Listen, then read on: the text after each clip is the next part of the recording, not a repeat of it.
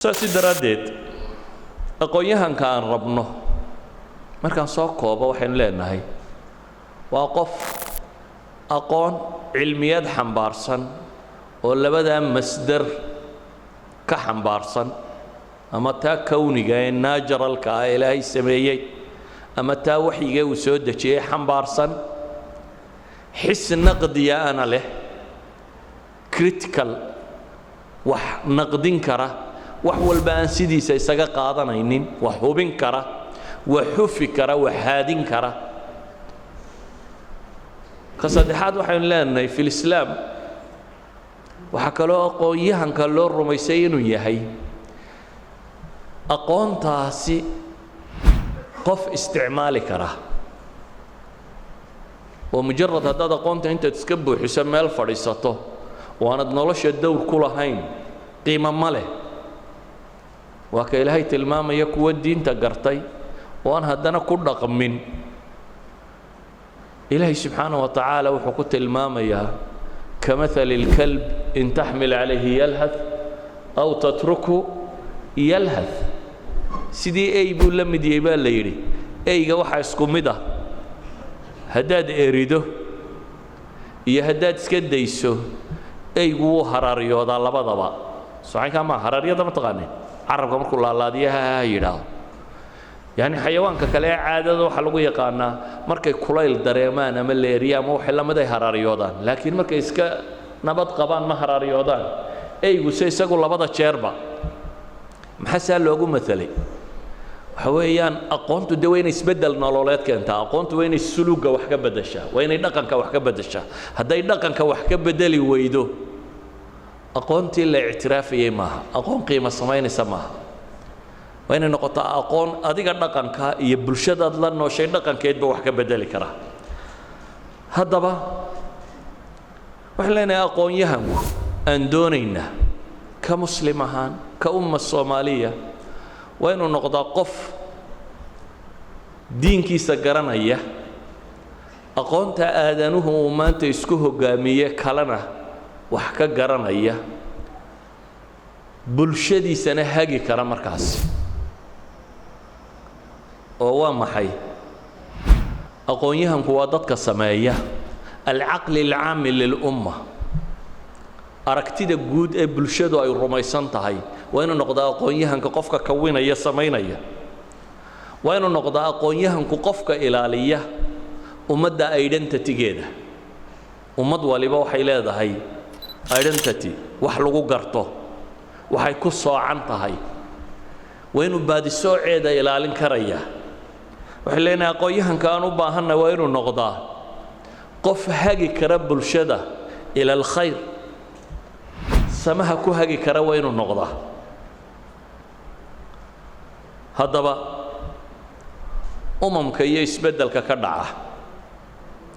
ummad inuu isbeddel ka dhaco waxay yidhaahdaan waxaa sababa kow in la helo cultural revolution waa in ummadda dhaqankeeda la beddelaa dhaqanka la beddelaa waa maxay waa in la hufaa oo dhaqankaasi wixiisa xun waa in la tuuraa wixiisa sanna waa in la sugaa wixii kale fiicanna waa in lagu daraa sidaa awgeed ummadaha isbeddel kuma yimaado haddaan waxay rumaysan yihiin wax laga beddelin qaabkay u dhaqmayaanna wax laga beddelin ilaahay qur-aanka muxuu ku tilmaamaya ina allaha laa yugayiru maa biqowmin xataa yugayiruu ما بأنفسهم ذلك بأن الله لم يكن مغيرا نعمة أنعمها على قوم حتى يغيروا ما بأنفسهم dadku waxa ay ku sugan yihiin ma biqowm baa la yidhi in allah laa yugayir ma biqowm ma biumma dad waxay ku sugan yihiin isma bedelo ilaahay ma bedelo xataa yugayiruu ilaahay ay bedelaan maxay ma bilanfus garaadka iyo caqliga iyo dhaqanka iyo suluugga inay beddelaan mooyaane waxba isma beddelaan sidaa awgeed ilaahay markuu rusul soo diray rusushu waa aqoonyahanka cidda hoggaamisa waayo absolute value aqoona baa iyagu sidaan توس أي ربي قوضوا ولا كل من أن وصيله تجارب بني آدم بصومرين أي ربي قوض توس وقت مبي حنبار سيء رسول شو حي السمياني أنبياء دوا محي ما بالأنفس بي بدلان دادكو سيدو فكريو إيا وحا الرميسان يهي إيا دقا كيسي بدلان كاس مركا لبدلي كالجرال ريفوليوشن كو دعو أيام ماتيريال كبني آدم كانوا وحسكا بدلان مركا نبي محمد عليه الصلاة والسلام كتاب ساينس مسيدين لو ما سو ديبين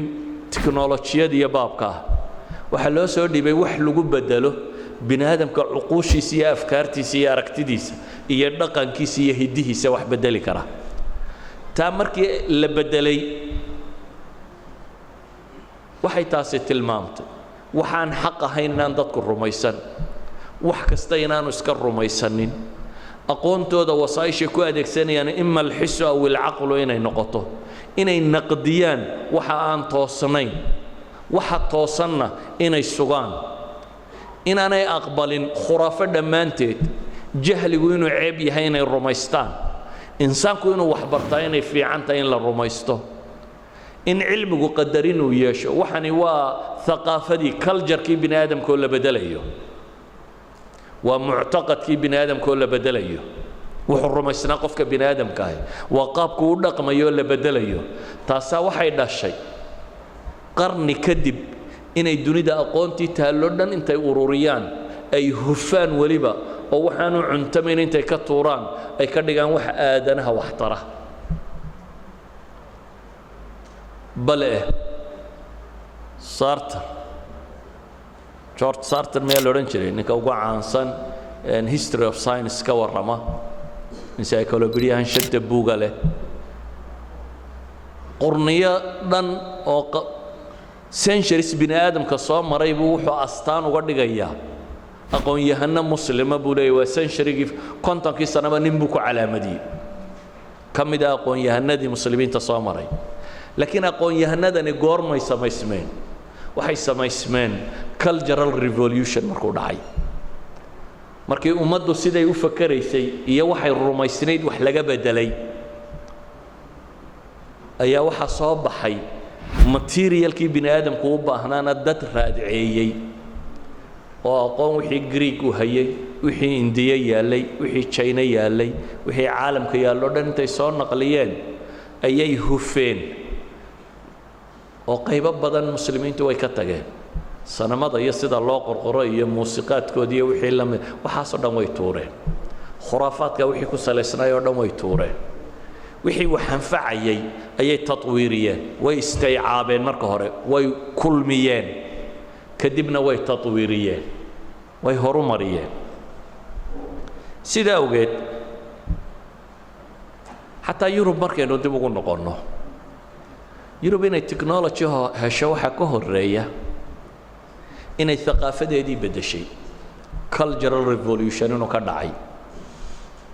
waxaa maqashaan Yurub iyadoo laga warramayo casuurtii caqlaaniyiinta ama casru tanwiir enlightenment waxa la yiraahdaa maqashaan enlightenment period ama renaissance waqtiyadu bilaabmay in technology la helo waxa ka horeeyay in la naqdiyo culture-kii ay haysteen naqdi fiican bay ku sameeyeen laakiin mushkiladu samo iyo khayrba wuu keenay ama khayr iyo sharba wuu keenay naqdigoodii waayo wuxuu waayay marjiciyadii rasmiga ahayd markay kitaabkoodii naqdiyeen diintoodii oo munxarif ahaydna ay soo bandhigeen inay inxiraaf ku jiro inay qaldantay inuu bini aadamku wax ku daray inuu kitaabkani ahayn sidii uu alle uga yimi inaanu ahayn taasi waxay sababtay markaa inay diintoodii oo dhan tuuraan ha tuurane laakiin caqliga saliimka wuxuu ahaa inaanay moodin diimahoo dham inuu kitaabkoodan qaldan yahay Yurub may dhaafin culture-koodii iyo khaljaradii kale may daraasaynin مثلا islaam may daraasaynin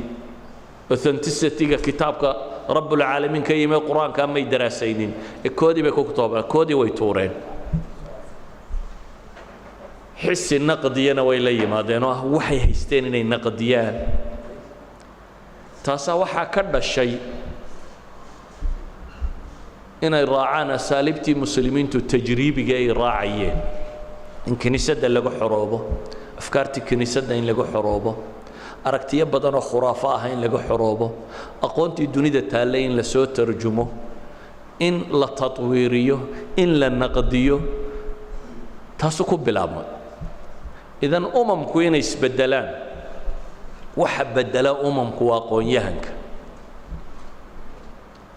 waxa umamka bedela waa aqoon-yahanka laakiin waa markuu aqoon-yahanku kaydkiisa aqooneedna saxan yahay caqli kritigana uu wato wax naqdin kara u diyaar yahayna inuu wax tawjiihiyo oo wax isbedel uu sameeyo walidaalika ayuha alaxiba waxaa tiin da'yar jaamacada ku jirta ama ka baxday dad raba aqoon kayd aqoomeed oo caalamka yaalla kaydka aqoontu cid gaari ma leh horta cid gaari ma leh markaan leeyahay maxaan uga jeedaa waxa weeyaan aqoontu waa wuxuu aadanuhu kala dhaxlay waa irthigii bini aadamka waa dhaxaltooyadii aadamaha in taariikhoo beenoo reer yurub ku dhex daray baa jirta oo ah European centric laga dhigay wax walba inuu Yurub ka soo baxay waa khuraafa waxba kama jiraan yes wax badan oo Yurub ku dartaa jirta laakiin wax walba inuu iyaga ka soo ifbaxay waa beenaha ugu waaweyn ee dunida la sheegay ka mid iminkana iyaga naqdinayo tilmaama beenihii ugu waaweynaa ee dunida la sheegay inay ka mid tahay wax walba hebel baa soo saaray dan la isu sheegaa inta badani waa been waxba kama jiraan laakiin waxaan leenahay aqoontu waa dhaxalkii aadanaha reer nebi aadam wuxuu dhalay tajaaribtoodii ay wadeen oo la ururiyey weeyaan laakiin yurub markay dunida gumaysatay ururintii ugu tirada badnayd bay samaysay ama aan si kalena u tilmaamay xatooyadii ugu badnaydna way sameeyeen dhal ayay waxay dhaxal lahaayeen qoraal xadeen inay iibsadaan inay boobaan inay qaadaan inay qasab ku qaateen ka dhigeen ilaa haddana iyaga kaydka haysta ugu weyn dunida nooca ku saabsan si kastaba ha ahaato waxaan leenahay aqoontu waa dhaxalkii aadamaha reer nebi aadam cid walba in bay ku darta griigu in buu leeyey chinu in buu leeyey hindidu in bay leeday xadaara alislaamiya in aad weyn bay leeday xadaara algarbiya aljadiida in bay leeday welina aadanuhu sidii buu u sii kordhinayaa idan waa dhaxal aadamaha ka dhaxeeya waa dhaxal aadam wixii uu dhaloo dhan ka dhaxeeya waxaynu u baahannahay markaa dhaxalka aadamaha ka dhaxeeya inaynan ka qadin waa kow inaynu kayd ka abuuri karno laba waxaynu u baahannahay inaynu yeelanno caqli wax xufi kara oo dhaxalka aadanuhu ka tegay saafi ma wada aha fiihi dakhan saafi ma wada aha wuxuu u baahan yahay caqligii shiili lahaa siiba qaybta art siiba qaybtaasi yacni qaybta scientific ahi waxaa laga yaabaa in badanoo ka mida qayb badanoo ka mida inay xaqaa'iqda u dhowday walidalik lagama yaabo inaad aragtaan wax badan oo ama natural scienceska ka mid ah ama mathematicska ka mid ah oo laga warramayo ninkii qoray wixii uu rumaysnaa lagama warramo waayo ma hadheeyo inta badan waxa uu qofku rumaysan yahay xaqaa'iqda cilmiga ee noocaasiya maalan lagama yaabo maalan algorithm waa alkhawaarizmi nin la odhan jiray maxamed alkhawaarizmi baa soo saaray alkhawaarizmi magaciisii baa algoritmkani waa magaciisa laftiisii oo si xun loo isbeeliyey inuu muslim yahay iyo inuu masiixiyey ka arki maysid xisaabta dhexdeeda aljabra markaad dhiganayso waa nin muslima soo saaray laakiin inuu masiixi iyo inuu muslim iyo aljabrada ka dhex arki maysid mathematical proof hadday hesho waa caynkaa inuu yahuudi soo saaray iyo inuu hindi soo saaray ka dhex arki kari maysid laakiin aqoomaha bini aadamku uu isku gumaysto ama isku hago waa aqoonta kale ee ku saabsan culture-ka oo dhan oo haddaynu culture-ka u qaadanno siday faransiiska iyo maxay ingiriiska u sharxaan oo ereygan culture markuu yahay afka jarmalka iyo thaqaafadii jarmalka alxadaara kullahaa baa la yidhaahdaa qaybteeda maadiga ah iyo qaybteeda thaqaafigaaba marka la isku daro culture bay iyagu isku yidhaahdaan laakiin markaad timaado faransiiska civilizationka civilization miyaa la yidhahaa faransiiska ma aqaani eray noocaasiya weeyaan marka la yimaado af faransiiska oo ingiriiskuna ka sii dhambalmay civilizationka laba qaybood bay ka dhigaan oo qayb madaniya iyo qayb yani qayb thaqaafiya iyo qayb material ah alxadaara almaadiya iyo thaqaafa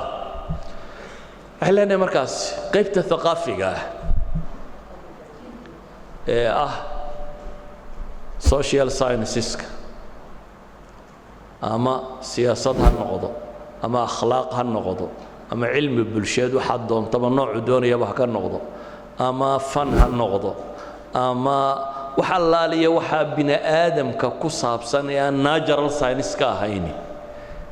waa sawiro muctaqadaadka bini aadamku uu kala rumaysan yahay tilmaamaya hadduu dhaqaale yahay hadduu siyaasad yahay hadduu cilmi bulsheed yahay dhammaanteed walidaalika markaad baranayso waxaad baranaysaa theories aragtiyo kala nooca aragti raasamaaliya aragti shuuciya aragti diiniya aragti philosophically waxaa ka soo jeeda waa madaaris school of thoughts kala nooca weeyaan waayo muctaqadaadku ku bini aadan bay ku salaysantahay kaa waxaynu u baahanay inaynu yeelano xis naqdiya xis garan kara maxaa sawaaba maxaanse sawaab ahayn maxaa khata ah maxaase fiican oo la qaadan karaa maxaa tajriba saxiixa ah maxaan tajriba saxiixa ahayn waxaynu u baahanay markaas inaynu diinteenna si fiican u garan karno waxaan leenahay markaan soo koobo weedhatan aqoon-yahanka aan rabno waa inuu noqdaa qof masdarkaa cilmiga saxiixa ah ee ima kitaab ullahi almaqru'a ama kitaab ullahi almanduura qof kayd ka haysta waa inuu noqdaa qofka wax naqdin kara kritika samayn kara waa inuu noqdaa qof ummadda tawjiihin kara oo cultural revolution samayn kara laakiin dhibtu waxay taagan tahay innaga markuu aqoon-yahankeennu gadaasha ka maro odayaasheenna iyo jiilkeennu rabnay inaynu beddello waxay dhibtu taagan tahay markay aqoontu xagga dambe ka marto taxadiyaadka aynu leenahay sideedaba qofka bini aadamka challenges baa ka hor yimaada caqabado noloshu waa caqabado aqoon-yahanku hadduu aqoonta caloosha ka horumariyo aqoon-yahan maaha maxaan cunaa haddaad u noolaato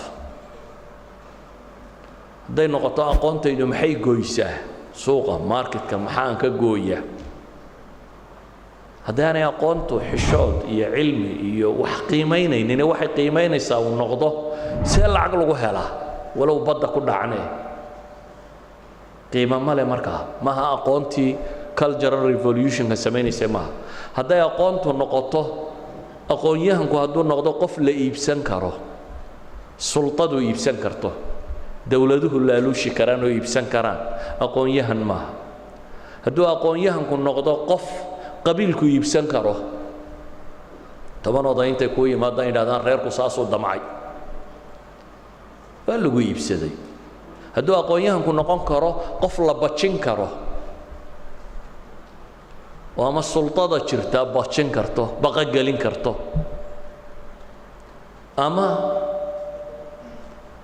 كلجر كبلشدو أي لا ده هي حن كلجر كالصن وين كوبقى قليا وين احترامتا إنه كوبقى قليا ما لكن كلجر كالليتا وكوبقى قلين كره أقويهن ماها أما أقويهن كان ربني وحبدل يي ماها سيدا وقال نبتا إنا هايستا عالم كصدحات وحكم ده أقويهن بدنوا إلى هيدو حن نقضي مد هنجرجو وضع أنا قومت وضين أقويهم بدني وحنا نقضي مدان ethics لهين مدان أخلاقيات لهين ما حي حق الشيء وجرا ونشره أقويهم بدني وحنا نقضي إنك ودقن كنا كالصوماليهان كأمة الصومالية دب داخلية بينو لنا دب جديد يدب خارجية بني آدم ولبنا الله بدار دبود بولي دب داخلية إنه لا نوعه إنه قبيل وقيب صنعه سياسة دين وقبيل مرة قاركود وحنسن هذا أحزاب السياسية إنه لا مثلا تلو هذه الرجع وطلية لك بدلوا غيره نسمى كلا جورينهم دين من كان مدح ذكاء أنت مثل قاعدك حسبك كلا اللي جيو غيركم هو حق لو كسور رجله وايو هدينا ايديولوجي هدينا وحين وحكو قيميننا رميسنينا قف رميسنahay ما hayno qofkan xunyaanu kama hadlayo laakiin waxa weeyaan hadaynu shakhsana qof daba socono aynan mabaadi daba socon ya aragti qofka in la raaco waxun maaha laakiin qofku waa inaan waxan ku raacsanay mabaadi ya aragti tahay laakiin haday noqoto inaanu isku reernahay inaan ku daba socdo dee aqoonyahana sheegana magac kala sheega markaa hadhow ha odhanin literate man baan ahay ama learned people kan ka mid ahay ama scholar baan ahay ama academic baan ahay ama intellectual baan ahay erayada tirada badan ee af ingiriisiga meesha la idinku sheego ha sheegan wax kala sheego min reer hebel aan iska dheh odayadu saasay rumaysnaayeen waxaan inooma sheegtaan waa suldaan waa caaqil waa nin reer hebel waxay ku go'aan buu ku go'aa khalaas isaga kama baqasnay marka horeba duubkiisu siitay laakiin haddaad adigu aqoon sheegatay aqoontu waa inay wax soo kordhisaa waa inay cultural revolution samaysaa waa in bulshada aan bedeli karnaa taxadiyaad khaarijiya jira oo ah tajhiil al-umma umamka si aad u gubayso si loo gumaysto waa in aqoon darro lagu hayaa umamka si loo gumaysto waa in la tajwiiciyaa hadday madaxa yara taagaan waa in la gaajaysiiyaa cunaqabatayn dhaqaalaha waddankan lagu soo rogay waxaan baa lagu soo rogay umamka si loo gumaysto waa in la bajiyaa waa in la baqageliyaa haddaa saa yeeli weydaan bariiskaa laydinka jaraya waxbaa laydinka jaraya hubka laydinka iibin maayo waa laydin cunaqabataynayaa duwal ilmaariqa baad ku biiraysa dowladaha shaydaanka ah rag baa qaanuunka iyo xoogga iyo waxa uu dhistay oo ku talagalay inay hayaan si iyagu rabaan inay wax u sawiraan laakiin anigu waxaan rabaa inaan xor ahaado meel laga xoroobana caqliga ugu fiican marka koowaad caloosha inaad ka xorowdo inaad caqliga ka xorowdaaba ka roon markaad caqliga ka xorowdaabaad calooshana ka xoroobi kartaa waxaan u baahannahay markaa taxadiyaadka khaarijiga ama challengeska dabadda ka imanaya inaan ka xorowno challengeska dabadda ka imanaya waagii hore duwal baa wax gumaysan jiray xoog ku qabsan jiray imika yadubuun waa sida quraanjada hadda u socdaan quraanjadu maxay way tamar yartay laakiin xagee ka soo baxdaa meel kastoo jeexan un bay fudh ka soo odhanaysaa haddaan iska gufayninde bulshada tasaduceeda bulshadu hadday burburto quraanjo dhan baa ka soo dhex baxda bulshada Soomaaliyeed way burburtay culturally bay burburtay dawladnimay burburtay dhaqan baa burburay diin baa xataa burburay dadnimadeedii baa burburtay dhaqaalaheedii baa burburay wax kasta ay soo qaadatay way burburtay dadkii dabadda ka ahaana way ka soo dhex tooseen maalin walba seminar yar iyo capacity building baa laynoo wada soo capacity-geenu ma dhismo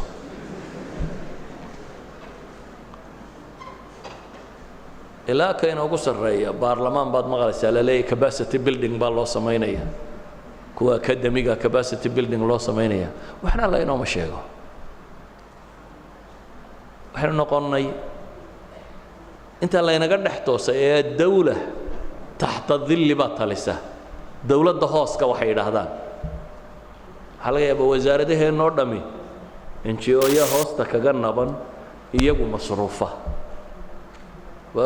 bulshadeennoo dhan maca tujaarteenna maca waxeennoo dhan balaayo kale hoosta kaga mudan oo dhaqaale ahaan ku hoggaamiya waxaynu noqonnay dad keenada loo hayo keenada soo ma taqaaniin awrka dee xadhiggan marka lagu xidho keenada la xidho ee loo faruur xidho waa la wadaa uun hadduu madaxa yaro gijiyana faruur xidh baa loogu daraa maca faruur xidhka aynugu xidhan idan ayuha alaxiba waxaad tiin da'yartii akademiga ahayd ee wax baranaysa ee jaamacaadka joogtay waxaan idinka rabaa waxa weeyaan inaad kayd aqooneed samaysaan aqoon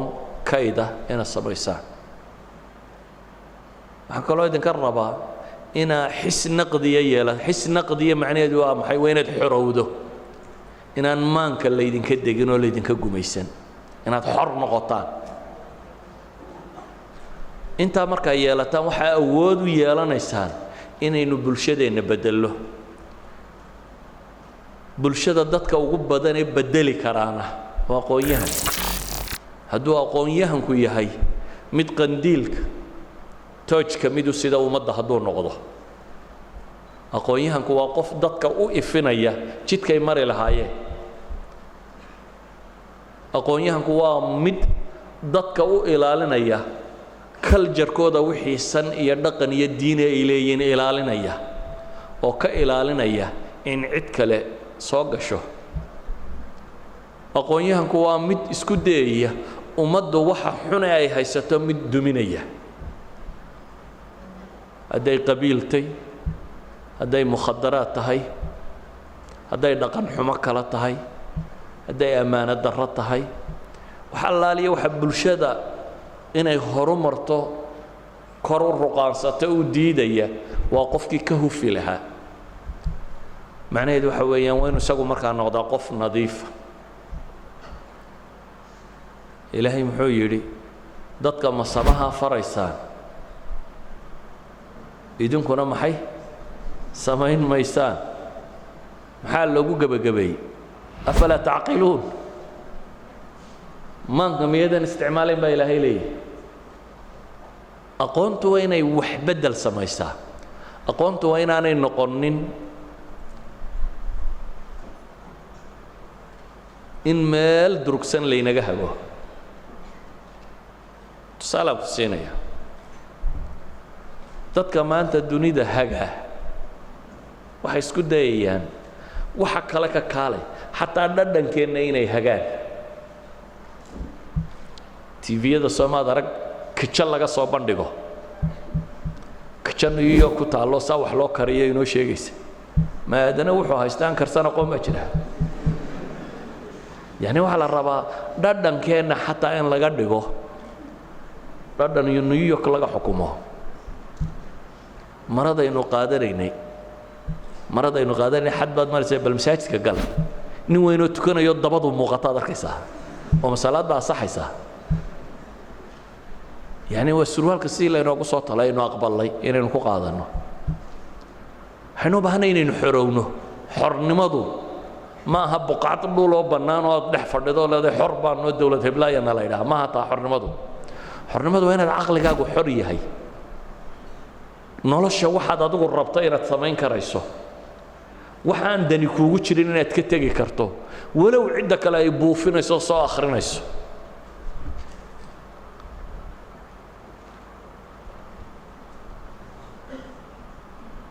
عم كسو كوبيا مركب aqoon-yahannimo waan isku dayay inaan ku ag warwareego bal waxa ay sheegayso wax ka mid ah inaan tilmaamo waa ka inuu leenahay inuu tooj sido dadka uu ifinaya toojka wuxuu baana sidi kara qof garaadkiisa caqliyeedna uu xor yahay kayd aqoomeedna leh waxa uu sheegayana ay ka runto noloshiisa ka muuqato inta haddaa heshaan adduunkanna magacba kaga tegaysaan iyo maamuus aakhirana waa liibaanaysaan waana inta ay ambiyadu qaban jirtay